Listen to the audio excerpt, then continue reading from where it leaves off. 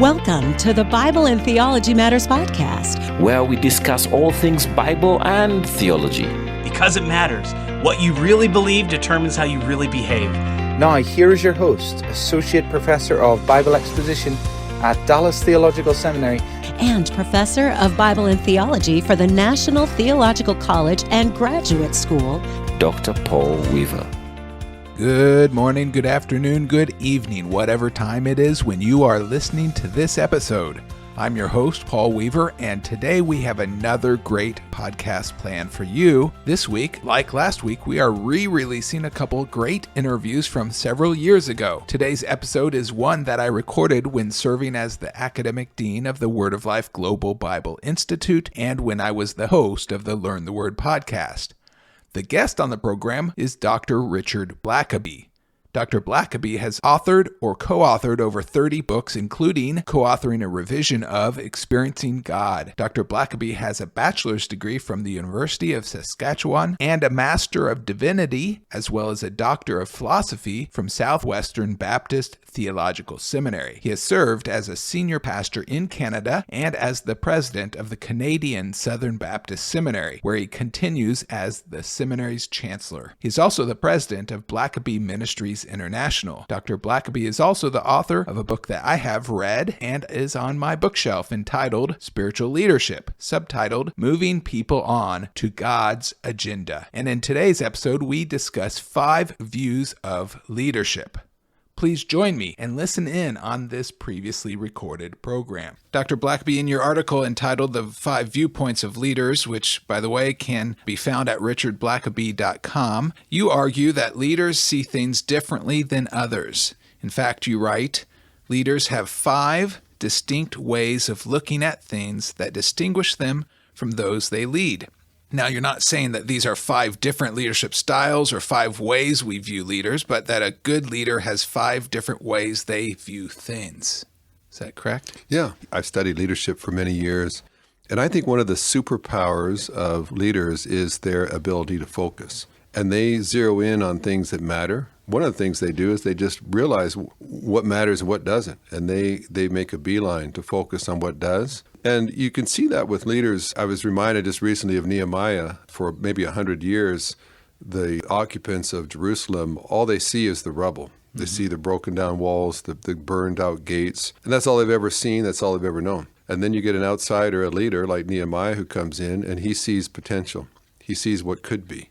These people have lived there all their lives. They've seen the same things for years. But it takes a leader who sees things differently. Mm-hmm. And I see that over and over again in history. People, perhaps for years, the same languishing church, the same languishing business, and then a new leader comes in and they just see things differently.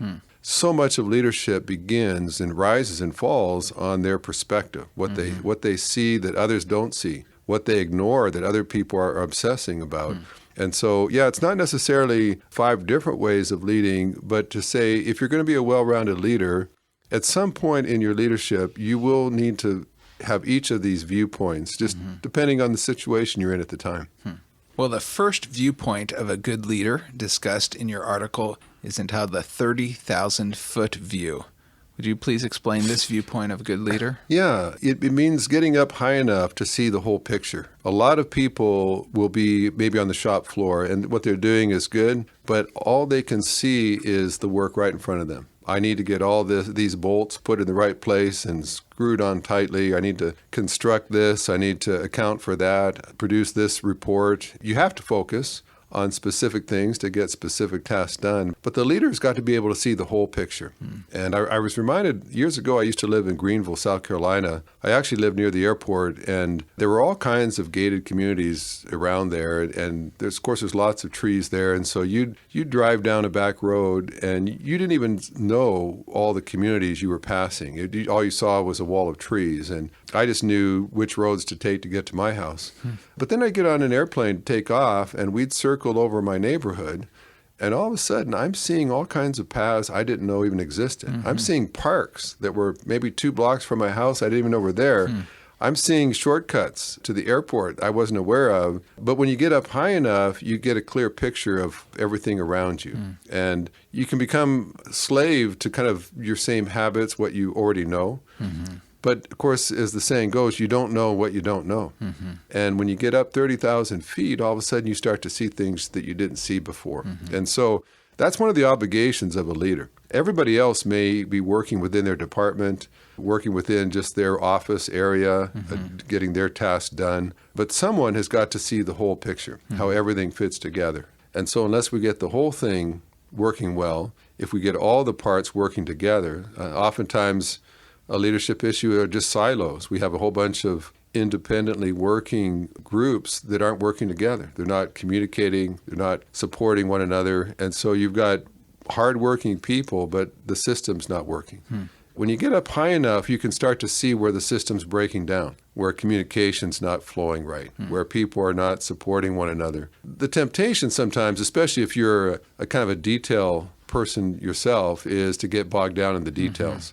And that's fine some of the time. You need to know some of the details, but periodically you just need to take time to get up high enough. And it's amazing what you notice about your organization. When you're up close, it's like seeing the trees. You don't see the forest.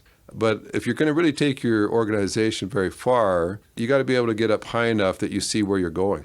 Are we making progress in the right direction? Sometimes organizations are making lots of progress, they're just not aiming in the right direction. And that's part of what keeping your eye on the mission is about. You realize what the mission is, and you can measure, are we making progress in the right direction? Part of that requires a little bit of delegation, right? So you don't get in those details so much that you're not of value to the ministry from the, like you said, 30,000. Exactly. Well, that's a great point. And sometimes that's why leaders don't get up that high, because they're being constantly pulled down by the day-to-day. And if you can't delegate, if you can't let others do their work, your primary work is to make sure that everybody else is doing the right work. And so that means you've got to be free enough that you actually can get back up and watch everybody working. I remember one time when I was running a seminary, it was a Saturday. I was on vacation, but I had to run by the office. I took my son with me, and there had to be probably 150 volunteers and staff all out working that day. And I drove in, and I was standing at my office window watching all the people out in the fields working on flower beds and planting trees and constructing buildings and working on the roadway. And my son laughed and said, "Dad, all these people working, you're the only guy who's not working." And I was on vacation that day. I should have even been on the premises, but I said, "Well, son, this is my job. My job is to make sure everybody else is equipped and encouraged and outfitted and organized to do their work. And if everybody else is doing the job they're supposed to do, then I'm doing my job." And for that, you have to step back and get the bird's eye view of what everyone's doing and make sure they're doing the right things.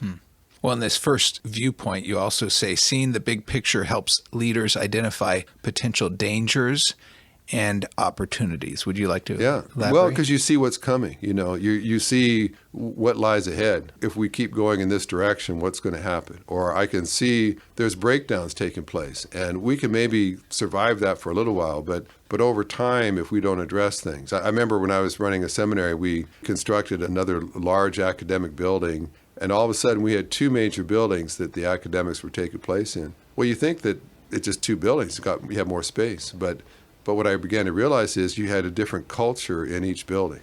One building had most of the professors in it. It developed a certain culture. The other one had a lot of the staff, the fundraisers, the administrators. Very different culture. And you'd think, well, there's a hallway connecting the two buildings. They were technically attached, but two entirely different cultures. And I actually began to get complaints that the people in one building didn't know what people in the other building were doing. And even though you had reports and everything else, and I realized as the leader, it was my job to make sure now that we've got this footprint that's doubled in size, that means we have to adjust how we communicate, how we report, how we meet. Otherwise, over time, that there's going to be a gulf that develops, and we'll be divided. We won't be working in tandem. And so you look at that and you say, okay, I can see where this could lead.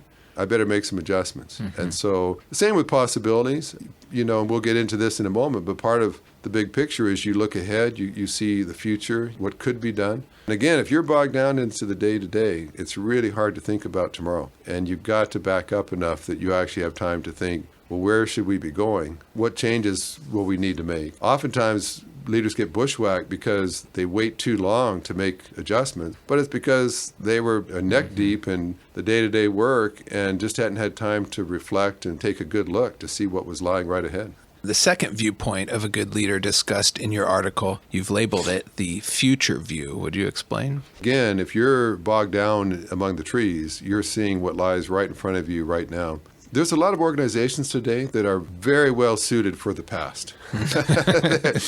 There are a lot of churches that are perfectly designed for the 1950s and 60s, and they wouldn't have to change a thing to fit into the 50s. The problem is that we're not going to the 50s. Mm-hmm. We're moving forward. And so that's why leaders have got to be looking ahead and saying, where are we going? And are we ready for where we're going? What are the trends? What are the demographic shifts? What technology is changing so that what we're doing now, we may be doing it very well right now, it'll be obsolete 10 years from now. Mm-hmm. The great leaders are the ones who are preparing on the fly. They don't wait until they've lost all kinds of market share and they're hemorrhaging members and then say, I guess we should change something. They've seen the future, they've had an eye on it, and they've been acting accordingly so they're not caught by surprise. Also, I think part of future orientation is also asking the question, how will this behavior affect the future? And so, for instance, a lot of churches don't ask that question. Mm-hmm. So you have a pastor perhaps of an aging congregation, and his leadership style is keep the aging saints happy. And so when they come and say, well, we don't want to sing anything written after about 1970, and he wants to keep people happy, then he just goes ahead and keeps them all happy. And in the short term, that works fine. All of his church members love him. They love their pastor, best pastor they ever had. But if you start to look at the future, you realize, now, where will this behavior take us? Well, one day we will age out and have to shut down the church because we have no young families, no young members. And in just a few years, I'll be doing as a pastor is performing funerals. And one day I'll have to perform a funeral for the church.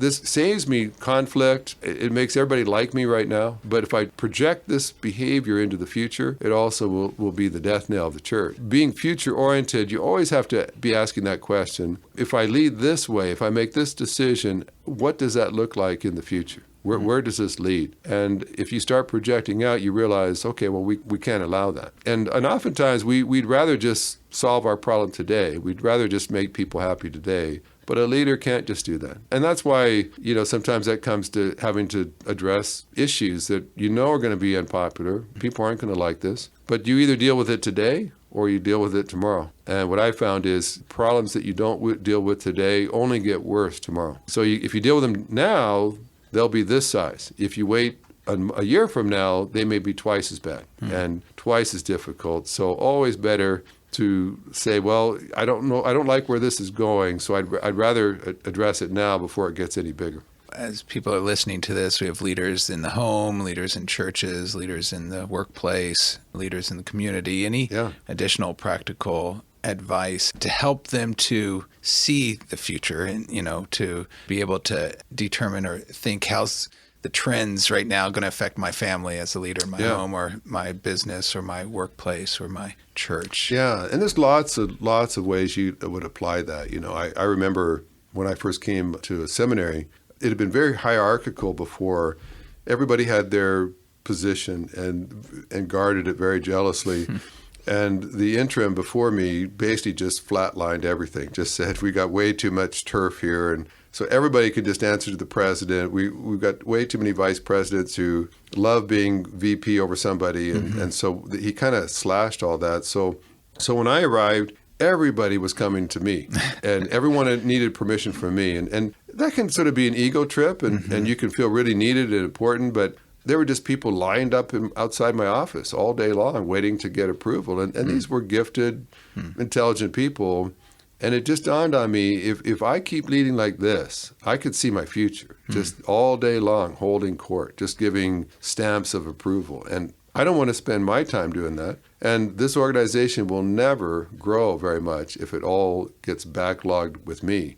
And so I thought, I've got to lead differently. I've got to ask them, well, what do you think? I've got to give authority and say, I literally, when I knew I had to make a change is when they were constructing a playground and they were really concerned about the slide they were building. And they didn't want it to have too steep of an angle that could cause liability if some child went down too fast. So they wanted me to go out to the playground. I'm the president. And take a ride on this slide to see is this too dangerous? Do you think mothers will be upset with us? And I thought, oh my word, if I've got to be you can't figure out how to build a slide without the president coming out. We've got issues. And so I had to make some changes. And so that, as you're raising kids in a family, it's easy as a parent sometimes just to bark out orders and say, okay, we're going to do this. You need to do that. But do you want to keep doing that when they're 20? Do you want to, when your kids are, young adults, do you want to still be having to tell them what to do? I'll never forget my dad one time when I was in college. I came to him and said, Dad, I'm thinking about this. The school's inviting me to enter this honors program. Do you think I should do that? And what do you think I should do? And my dad said, I think you should check with God. I said, well, yeah, I plan to pray, but I want to know what you think. He said, I think you should check with God about it. And later I asked my dad, well, why did you always seem to dodge that? Why did you never just tell me what you thought? He said, well, two things. He said, one is God's a lot smarter than I am. And I don't want you to base the only life you're ever going to have on your dad's opinion. He said, base it on God's guidance. That's way more certain and reliable than, I said, I love you. I want what's best, but I'm not God. I don't know the future. And he said, secondly, I won't always be around. He said, so if I trained you every time you had a question, you just came to your dad, that's what you'd do. He said, but one day I won't be there for you. So he said, I want to train you at a young age to just go to God, because he'll always be there. You'll be 90 years old, you could still be going to God. And so Dad was saying, I'm trying to prepare you long term.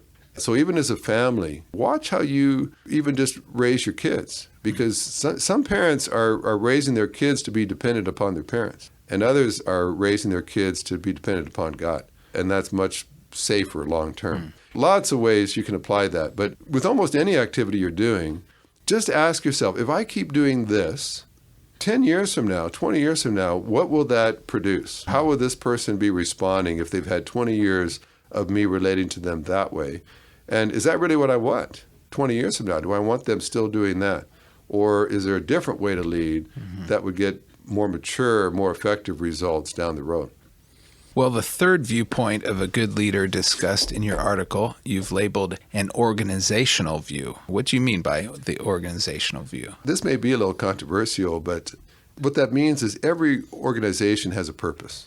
Every organization has a mission. And it's sort of going countercultural today, but most organizations do not exist for the people in the organization. They exist for accomplishing a mission. If it's a church, if you put a church in a neighborhood, it's not so that the Christians in that neighborhood can have their own country club. It is so that church can be on mission to reach the people in that neighborhood. And so sometimes what happens, though, is that people begin to think it's about them. And so I just want a church that does what I like, plays music I like, and makes me feel comfortable. I don't care if visitors don't feel comfortable when they come, as long as I feel comfortable. And so as a leader, you've got to say, well, I want my people to enjoy working here and worshiping here, but our mission is this. And so I've got to make sure that we stay true to the mission. Same with businesses. Most businesses that are started are not started so that the employees have a job. It is to make profits. That's a typical, and there's nothing wrong with that. If you had no profit motive, why would a person invest a bunch of their hard-earned money into a company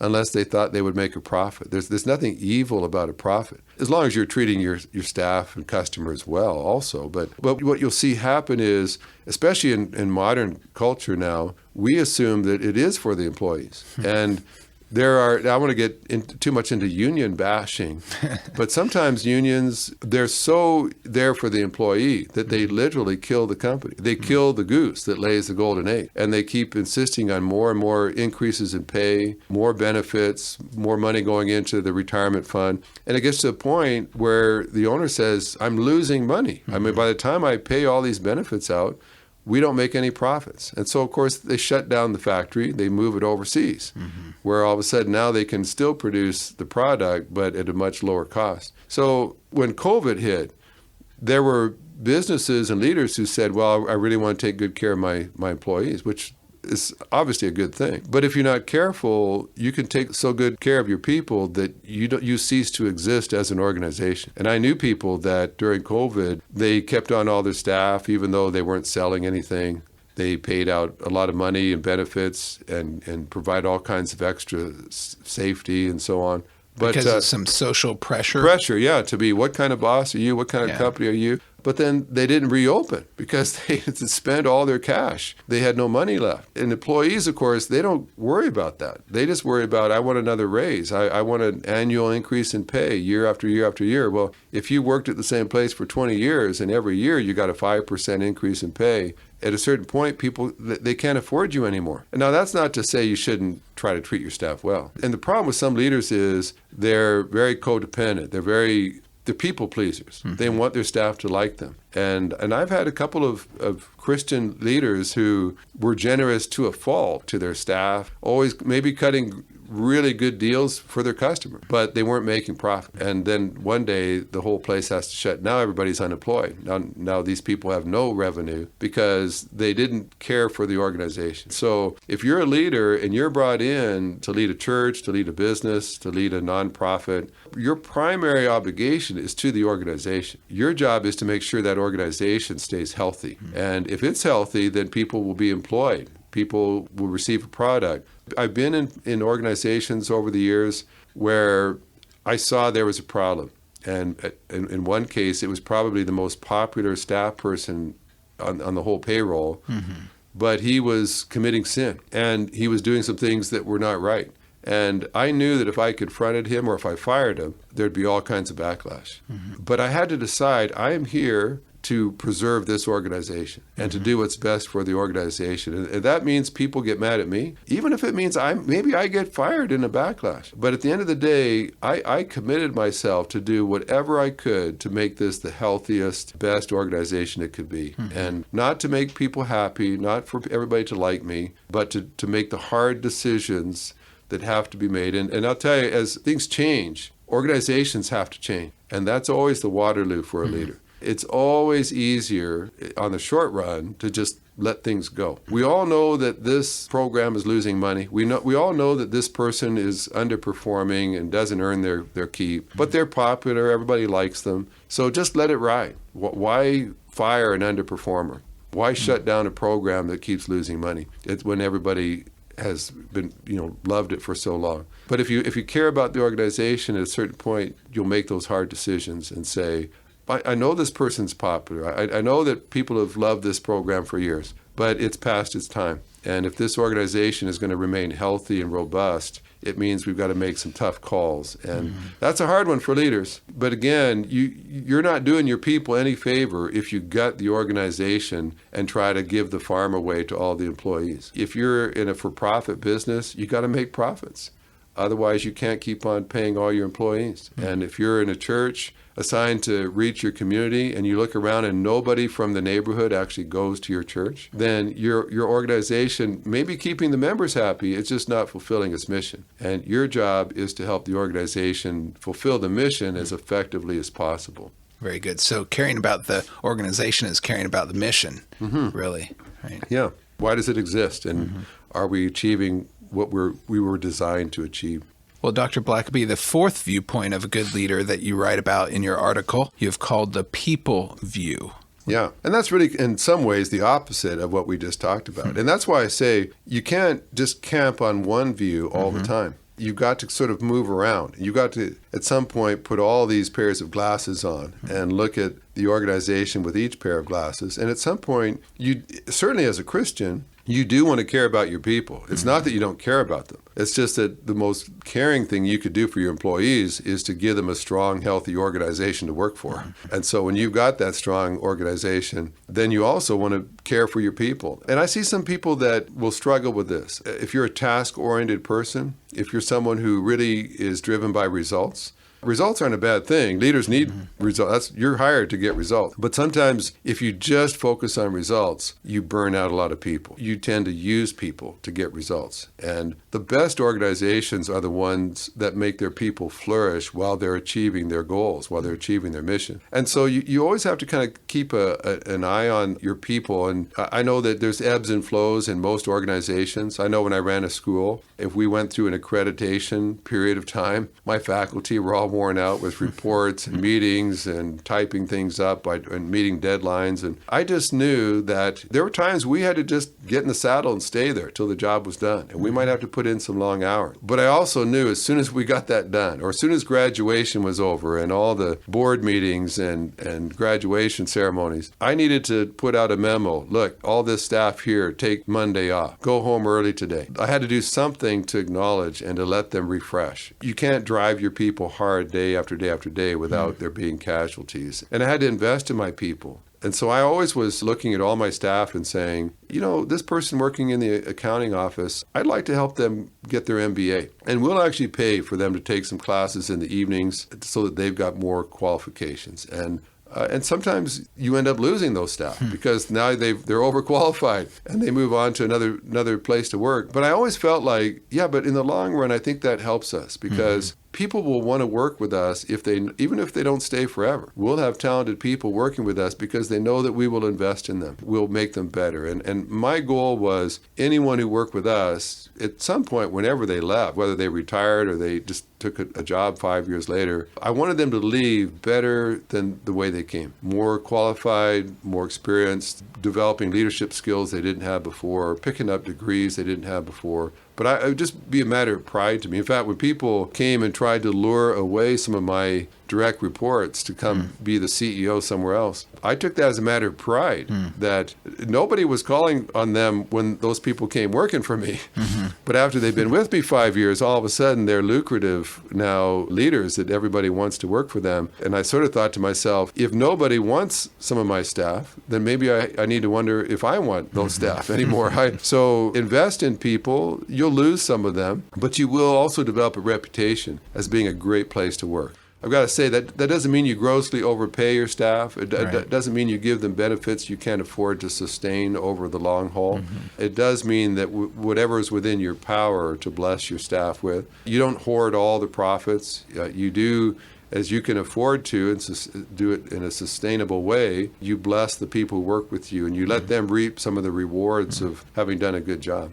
That's great. So we want to have balance here. We don't want to be too in this third view and fourth view, right? Or too organizational where you're neglecting people, but also not too giving away the store and haven't closed the organization. It's sort of like your accounting office is counting all the nickels and dimes, but your HR department is wanting to have every benefit they can for the people. And it's like, well, but the leader has to be above all of that. And you listen to all the feedback. One part of your organization saying, well, we can't afford that, and another part saying, well, this is just standard fare now. You just need to do this for your staff. And as a leader, you're looking at all of that and saying, well, what's sustainable, what's fair, what's reasonable, what can we do and afford to do that we could still afford to do 20 years from now? And let's find that balance where everybody stays healthy. That's great. Well, the fifth and final viewpoint of a good leader that you write about is God's view. What do you mean by God's view? Well, and that's really the most important one. It is getting into a seat next to God and saying, God, how do you view my organization? What do you focus on? What glorifies you? I'm feeling really good because we made record profits, and you're shaking your head because we burned out a bunch of staff and we underpaid people way below the market rate. So, God, what is it that you see? And what is it you're doing in my organization? And what brings glory to you? And I work with a lot of CEOs of corporate companies in America, publicly traded companies, Fortune 500 companies. They're not Christian organizations, but those CEOs still ask the question, and God, how could I run this publicly traded company in a way that brings glory to you? That is a blessing to people, that maybe gives people an opportunity to meet you, find out about you. And there's lots of ways that God can do that, just based on the company. And one thing I did, now I led a Christian organization, but I remember one time having a staff meeting, and I remember just asking people at the time and just saying, now report in, tell me what you're doing. And so they went around the board table, everybody told me what they were doing. And then one day it just dawned on me I was asking the wrong question. And so I began asking, from your vantage point, what are you seeing God do? And so that changed everything. The librarian, instead of just talking about how many books they processed, they began talking about how the library was now being used by God to be a blessing to shut-ins or to people that were in a school that couldn't afford books just to buy, or the building and grounds person didn't just tell me about the building that they built, but they talked about the construction workers that they've been able to witness to, the banker that they'd had a conversation with about God and so on. And all of a sudden it just changed the whole perspective. And it's saying, instead of seeing things from your perspective, what do you think God's perspective is on this? And it changes everything. And, it's funny because even in COVID, I was talking to a guy who runs a couple of $1 billion company, several $1 billion a year in revenue. And one of his direct reports is an atheist, proud to be an atheist. But during COVID, at the kind of the peak of when it was raging about, they were going to have to furlough about 15,000 employees. And so they're having a meeting, my CEO friend, who's a Christian, and his direct reports, trying to determine how do we decide which 15,000 people to furlough. The atheist actually speaks up and says, well, shouldn't you be praying or something?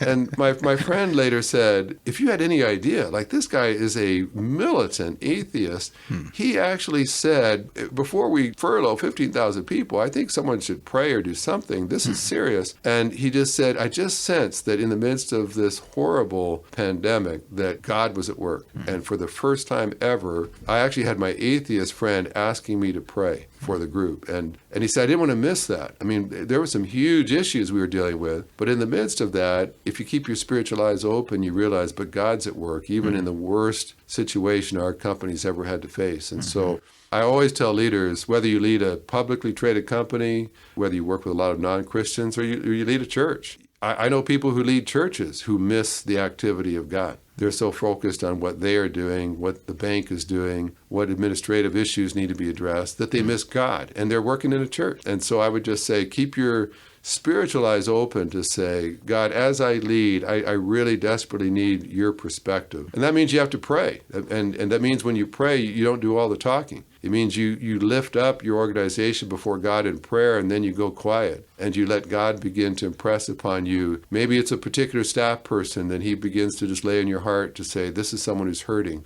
And so I've just learned, let God alert you. He knows every day what matters most in your schedule, and he can direct you right to the prime issues every day where you can have the biggest impact. Wonderful. Well, we've been discussing 5 viewpoints of a leader. We've talked about the 30,000-foot view, talked about the future view, the organizational view, the people view, and finally God's view. Well, as we conclude this podcast, are there any last thoughts or exhortations you would give to our listeners on this subject of the viewpoints of effective leaders? Yeah, I would just say, I think we probably all have our preferences. I know some engineer-type people that just love the organizational aspect. They love just to dwell day by day in all the logistics and so on, but they miss the people. And then there's people that love the 30,000-foot view. They love dreaming and visioning and having the big picture, but then they neglect the details, and so they never get there. And so we all have our preferences that we enjoy, and we love just to camp there. But just again, an exhortation to say, an effective leader needs all 5 of these views. You need to spend time on each of them. And depending on just where your organization is right now, if you're really bogged down and going in circles, you probably need to spend some time at 30,000 feet and get a good picture of what's breaking down, where you're missing out. If you're just not producing good results right now, you probably need to look at your organization. If you have a lot of turnover, you got a lot of people leaving, you better figure out how you're treating your people, because you can't afford, it's bad for business and effectiveness to keep losing your best people. And then there's just the blessing of God. If God, you're working really hard, but God's just not blessing what you do, I'd want to know why. I'd want to get along with God and say, is there something that I'm doing or our organization is doing or not doing that you're just not pleased to bless? But all those areas, you need to take some time and just look to the future. Probably the thing we do the least. We're so bogged down that we never get to the future where we ought to be because we never gave any attention to it. So look at those 5 areas and then maybe just examine where you've been spending most of your time lately and pray. And the Lord may well say, well, right here, you've neglected this. And right now, this area is eating your organization's lunch. So spend some time there and get it right. And you'll move on. You won't have to always be in that viewpoint. But for now, that's really the priority for you. Well, friends, I trust that you have been blessed by this conversation with Dr. Blackaby on the subject of leadership. If this conversation has been a blessing to you, I would encourage you to get your own copy of Spiritual Leadership, subtitled Moving People On to God's Agenda. If you've enjoyed this program and this podcast, please consider subscribing to it, liking it, and leaving us a positive review. These actions will help our listening audience grow and reach others who are searching for faith-affirming programming. Also, check out our YouTube channel by the same name, Bible and Theology Matters. We have great video content that I think will be a blessing to you. On next week's program, we will be releasing a conversation I had a couple weeks ago with Dr. William Varner about the contents of his recently released book entitled The Apostolic Fathers. It was a very informative and stimulating conversation. You will not want to miss it. But until next time, never forget, Bible and theology matters, because what you really believe determines how you really behave. Bible and Theology Matters podcast is a listener-supported podcast devoted to helping Christians grow in their knowledge of the Word of God and in their relationship to the God of the Word. To learn how you can partner with the Bible and Theology Matters podcast, Visit us at BibleandTheologyMatters.com. That's Bible, A-N-D, TheologyMatters.com.